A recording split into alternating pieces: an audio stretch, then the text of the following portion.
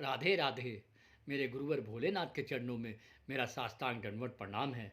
आज का विषय है कल्याण हेतु याद रखो। याद रखो, यहाँ कुछ भी तुम्हारा नहीं है। जिस शरीर को तुम मेरा नहीं वरम मैं कहते हो वह भी तुम्हारा नहीं है। तुम्हारा होता, तुम्हारा उस पर स्वामित्व होता तो तुम्हारे बिना चाहे तुम्हारी उसे रखने की हजार इच्छा और चेष्टा होते हुए भी वह तुमसे क्यों छूटता, क्यों तुम्हें उसको छोड़कर चला जाना पड़ता। याद रखो, यहाँ की कोई भी वस्तु नित्य सदा रहने वाली नहीं है, तुम्हारा शरीर भी।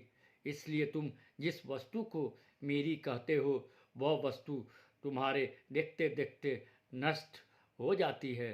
तुमसे उसका वियोग हो जाता है अथवा वह वस्तु ज्यों की त्यों यहाँ रह जाती है और उसे छोड़कर तुमको चल देना पड़ता है। फिर वह वस्तु तुम्हारी कैसे है। याद रखो, तुम जो किसी वस्तु को, किसी प्राणी को मेरा मानते हो, इसी से तुम्हें बार बार दुख का अनुभव करना पड़ता है। सारा दुख इस मेरेपन में ही है। संसार में कितने लोगों के जवान पुत्र, कितनी तरुणियों के युवा पति रोज मरते हैं, तुम किसके लिए रोते हो। कितने लोगों के धन मान प्रतिदिन नष्ट होते हैं, तुम्हें उनके प्रति सहानुभूति भी नहीं होती। ऐसा क्यों होता है? इसीलिए कि उनको तुम मेरा नहीं मानते। जिनको मेरा मानते हो उन्हीं के वियोग में दुख होता है। याद रखो, यह मेरा मानना तथा कहना बिल्कुल भूल की बात है। आज जिसे मेरा कहकर मरे फिरते हो, कल स्वार्थ में जरा सी बाधा आते ही वह पराया हो जाता है। पुत्र में, पिता में, भाई में और मित्र में शत्रु भाव हो जाता है। आज जिसको जरा सा अनमना देखकर तुम्हें दुख होता है, भाव बदलने पर उसकी मृत्यु में भी दुख नहीं होता, वरम द्वेष भाव बढ़ा हो तो सुख की सी अनुभूति होती है। याद रखो, जब तक इस मिथ्या मेरा मेरा के जाल में फंसे रहोगे तब तक तुम्हारे दुख का अंत होगा ही नहीं। तुम्हें यदि वास्तव में सुखी होना हो तो संसार के प्रत्येक प्राणी पदार्थ में से मेरापन निकालकर एक भगवान के श्री चरणों में सारा मेरापन समर्पण कर दो। एकमात्र भगवान के श्री चरणों को ही मेरा मानो, उनको अपने हृदय में धारण कर लो, फिर तुम सदा सुखी हो जाओगे। क्योंकि भगवान वास्तव में तुम्हारे अपने हैं, वे नित्य हैं, उनका कभी किसी भी हालत में वियोग नहीं हो सकता। वे सदा सुख स्वरूप हैं, अतः उनकी सन्निधि में दुख की कल्पना भी नहीं आती। याद रखो, अब तुम भगवान को मेरा मानोगे तब भगवान भी तुमको अपना मान लेंगे। और जैसे मेरी वस्तु किसी को बड़ी प्यारी लगती है और वह सदा उसका संयोग चाहता है, उसे अपने हृदय में रखता है, वैसे ही भगवान भी सदा तुम्हारा संयोग चाहेंगे और तुम्हें लोभी के धन की भांति अपने हृदय में रखेंगे।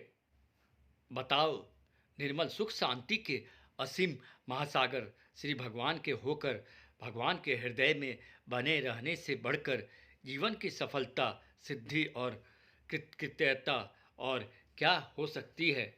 याद रखो, भगवान की अनुभूति ही सार वस्तु है। बहुत सी पुस्तकों का ज्ञान एवं पांडित्य परमात्मा से दूर कर देता है। विद्वान व्यक्ति असल वस्तु से वंचित रह जाता है। वह परमात्मा का वर्णन तो खूब कर लेता है, पर उस शुद्ध आनंद का आस्वादन नहीं कर पाता। उपनिषद में ज्ञान के प्रसंग में बुद्धि की अप्रतिष्ठा बताई गई है। वहाँ बुद्धि की पहुँच नहीं है।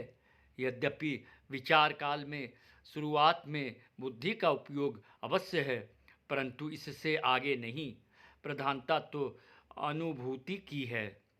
स्वामी विवेकानंद ने अपनी पुस्तक राजयोग में कहा है, अगर परमात्मा है तो उसे देखना चाहिए, नहीं तो ना मानना ही अच्छा है। ढोंगी होने की अपेक्षा नास्तिक होना अच्छा है। अनुभूति ही सार वस्तु है। शुष्क तर्क वितर्क परमात्मा से दूर कर देता है। विवेक चूड़ामणि में भगवान शंकराचार्य कहते हैं, आत्मा को अखंडानंद स्वरूप जानकर मन की वृत्ति को उसमें जोड़कर परमानंद का भोग करो। थोथी बातों से क्या लेना है। व्याख्यान देने की कला, शब्द विन्यास का कौशल, शास्त्रों की सुंदर ढंग से व्याख्या करना, ये सब तो पंडितों के भोग के लिए है, मोक्ष के लिए नहीं। रामकृष्ण परमहंस कहते थे, अपने को मारने के लिए एक चाकू बहुत है, दूसरों को मारने के लिए बंदूक तलवार सब चाहिए। इसी प्रकार आत्म साक्षात्कार के लिए तो शास्त्र की एक दो बातें ही बहुत है। हाँ, दूसरों का शंका समाधान करने के लिए बहुत से शास्त्रों की आवश्यकता है। अनुभवी संतों का संग भी करना चाहिए, जिससे कि बुद्धि शास्त्रों के जंगल में भटक न जाए। जय श्री राधे श्याम।